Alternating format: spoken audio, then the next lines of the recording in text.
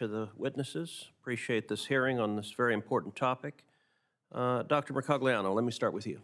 The SHIPS Act aims to guarantee annual commercial ship production of 15 to 25 ships per year through subsidies dispersed by a Maritime Security Trust Fund, which would in turn be capitalized by various revenue streams, including new tonnage taxes on international shippers bringing goods into the United States and fines on importers for failing to meet certain ship preferencing requirements.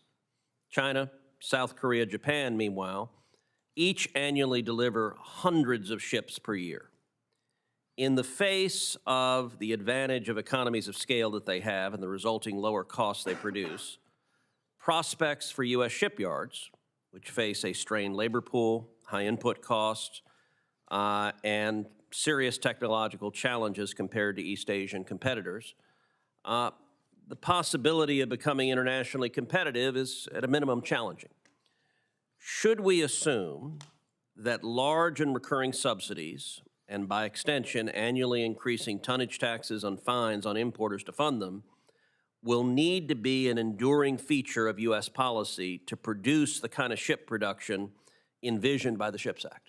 Historically, that's the way it has been done. If you look at the shipbuilding process in World War I and World War II, it was done either through a large appropriation that was put into a corpus, a body of money to draw from, or it was through a subsidy process. I will note that the U.S. is the fourth largest investor in commercial shipping worldwide, even though we have the 23rd largest merchant marine in the world. The question is, how do we get U.S. money to invest in American shipping vice investing in foreign shipping? And I think if we can tackle that hurdle, then we will not be as dependent on government funding for shipbuilding because we can get that investment into U.S. ships. So how would you answer the question you just posed? How do we get U.S. money to invest in shipbuilding here at home? I think we need to change and look at how Korea, Japan, and many other countries give either tax deferments or opportunities for long-term leases or loans, so that you can invest. You know, investing in a ship, you're not going to see a ship for 4 to 5 years. What can we do to offset that, and especially for a shipping company, to minimize their downside, their loss capability should cargo not appear? I mean, we could do processes whereby ships could be turned back into the government if there's no business for them, put into the reserve fleet, basically provide them a minimal loss coverage so that there is more willingness to invest in that. Key thing is getting incentives from Wall Street and venture capitalists to get into this so that we're not relying wholly on the U.S. government for funding.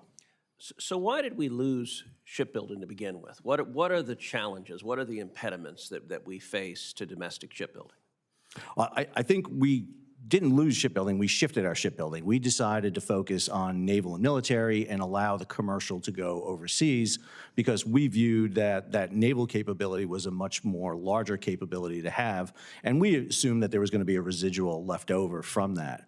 However, what we saw happen, especially in the 80s into the 90s, with the end of the Cold War, it went from a 600-ship Navy to a 300-ship Navy. All of a sudden, our capacity decreased. And we really did not foresee a really coordinated effort by the Chinese to take over and control shipping in a way that we really have never seen before. Some people make the comparison to the British, but China has done a pure vertical integration of all aspects of shipping in a way unlike any other country has done. And let me open this up to the rest of the panel. What steps do you think are most important to reinvigorate the commercial shipbuilding industry here in the United States? Mr. Paxton, we'll start with you. I'll give everyone a chance to answer that. Thank you, Mr. Chairman. I think it comes down to, sir, that sustained long-term demand signal, that we're serious about owning our own global logistics. Being dependent on 3 shipping companies around the world for our trade makes us a client state. That's a vulnerability. We are at a national security, when we saw this during COVID, you guys, this committee had to work on the Ocean Reform Act because China wasn't taking our exports.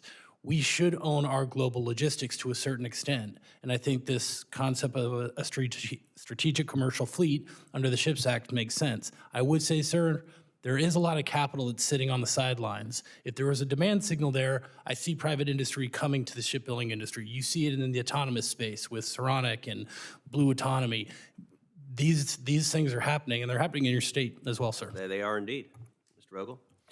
Mr. Chairman, I would absolutely say creating that demand signal for private investment, removing the regulatory constraints that we have on commercial shipyards can work together to rebalance the international shipbuilding When you market. say regulatory constraints, what in particular are impediments that, if removed, would unleash shipbuilding? Mr. Chairman, I think there are twofold. As Dr. Mercogliano said, we moved into government shipbuilding, but there are a huge number of government ships that can be built on a commercial model basis using things like Vessel Construction Manager, getting us out of the legacy shipbuilding, using all the constraints of federal acquisition, instead relying on commercial practices and commercial suppliers in order to build up our capacity. And we need to focus on the full supply chain. We need to focus on engine manufacturers that we have, including in your state, support them so that they can reduce their costs and ultimately reduce the cost of ships.